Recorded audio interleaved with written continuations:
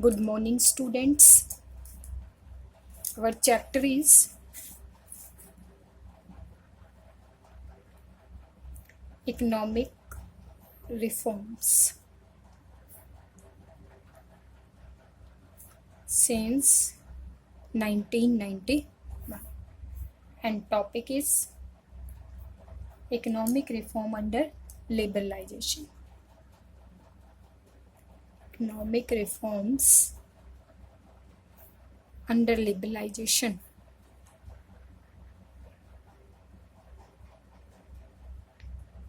Class 12th. Now the second point, first video में discuss कर चुके हैं. Now the second point is financial sector reform.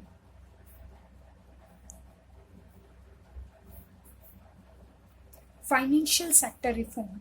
It includes financial institution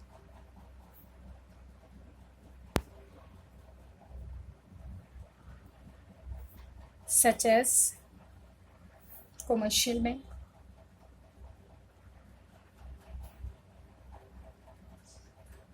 stock exchange,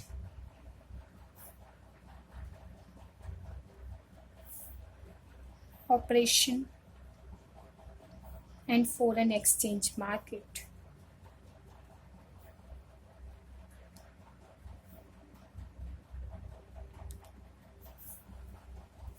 clear.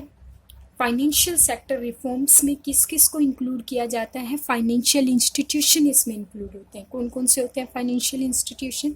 Such as commercial bank financial institution है. Stock exchange market जिसमें buying और selling का काम किया जाता है. एंड फॉरेन एक्सचेंज मार्केट जिसमें हम क्या करते हैं? Export import. तो ये सभी जो है वो फाइनेंशियल सेक्टर रिफॉर्म में इंक्लूड होते हैं.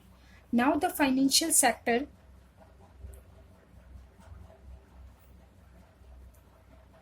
is regulated and controlled by RBI. ठीक है. जो फाइनेंशियल सेक्टर है उसको रेगुलेट और कंट्रोल कौन करता है? आरबीआई करती है. यानी आरबीआई के थ्रू से रूल रेगुलेशन दी जाती है, चाहे वो कमर्शियल बैंक है, चाहे वो स्टॉक एक्सचेंज मार्केट है, चाहे वो फॉरेन एक्सचेंज मार्केट है. सबकी जो रूल रेगुलेशन है, जो कंट्रोलिंग पावर है, वो किसके पास है? आरबीआई के पास है. The aim of financial sector reform. Purpose क्या है फाइनेंशियल सेक्टर रिफॉर्म का? was to change of RBI from regulator to facilitator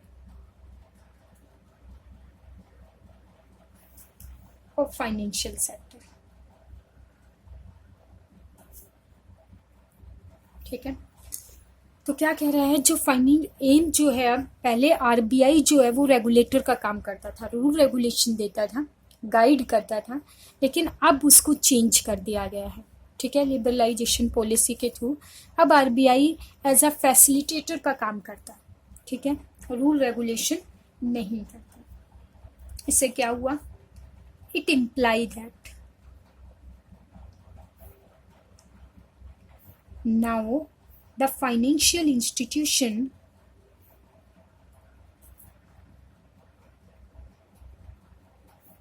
was allowed to take decision in many areas without consulting the RBI. तो जैसे ही liberalisation के through RBI को facilitator बनाया गया, तो now financial institution allow to take a decision. अब financial institution यानी कमर्शियल बैंक के पास, स्टॉक एक्सचेंज मार्केट के पास, फॉरेन एक्सचेंज मार्केट के पास पावर आ गई कि वो क्या कर सकते हैं?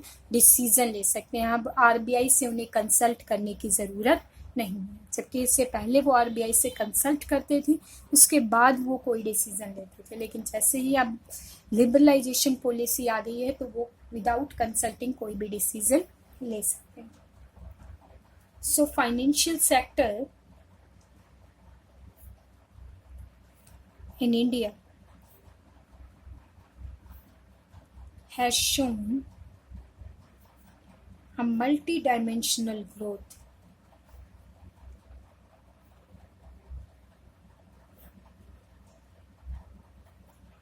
and is playing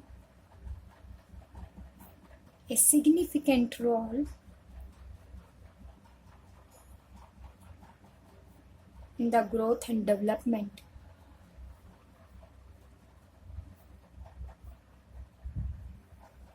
of the economy. ठीक है. तो जैसे उनके पास डिसीजन मेकिंग पावर आई तो फाइनेंशियल सेक्टर अब क्या करता है, मल्टी डायमेंशनल ग्रोथ हो गई है अब सभी सेक्टर की. ठीक है. And also play a significant role. किस चीज़ में रोल प्ले कर रहे हैं, चाहे वो कमर्शियल बैंक है, चाहे वो स्टॉक मार्केट है, चाहे वो फॉरेन ट्रेड मार्केट है. ग्रोथ और डेवलपमेंट कर रहे हैं, कहीं ना कहीं इकोनॉमी से ग्रो कर रही है, इकोनॉमी की development possible. Clear. Now the third point is fiscal reform.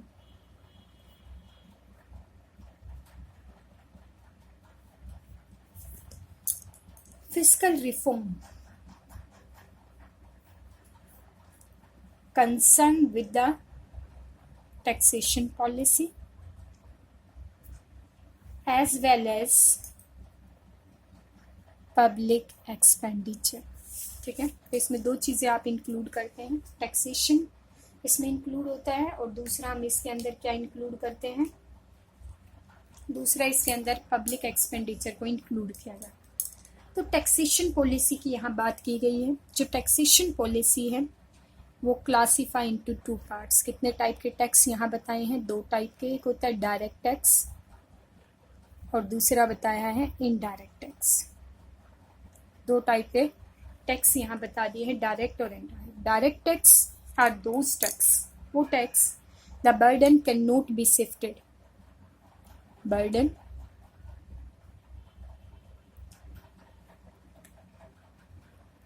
Can not be shifted to the other person.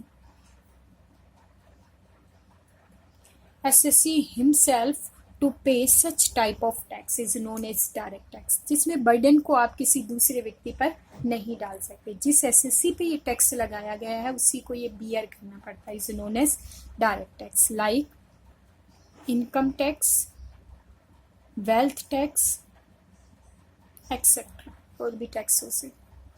जबकि indirect tax are those tax in which the burden can be shifted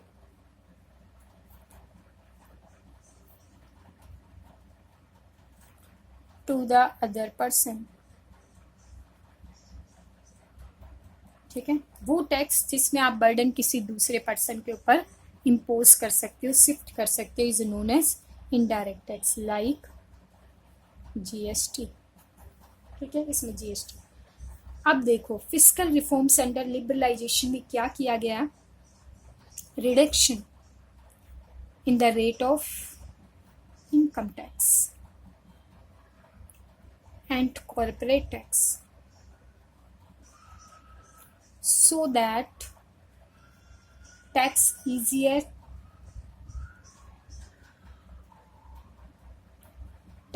evasion could be reduced. Under liberalisation policy के under क्या किया गया, सबसे पहले जो direct tax की rate थी, चाहे वो इनकम टैक्स है चाहे वो वेल्थ टैक्स है, उसकी टैक्स की रेट को रिड्यूस कर दिया गया. इससे क्या हुआ, जैसे ही टैक्स की रेट कम हुई, टैक्स इवेजन, इवेजन मीन्स चोरी करना. ठीक है. धोखाधड़ी करना या चोरी करना. लोग गबन करते थे, हम इसको गबन भी कह सकते हैं, कि टैक्स की चोरी करते थे. क्यों? क्योंकि ज़्यादा टैक्स होता था तो वो किसी न किसी तरीके से टैक्स को छिपाने की कोशिश करते थे. जैसे टैक्स कम हो गया अब वो टैक्स इवेजन खत्म हो गया अंडर लिबरलाइजेशन पॉलिसी के through. And reform are also made in indirect tax. so that common national market of goods and services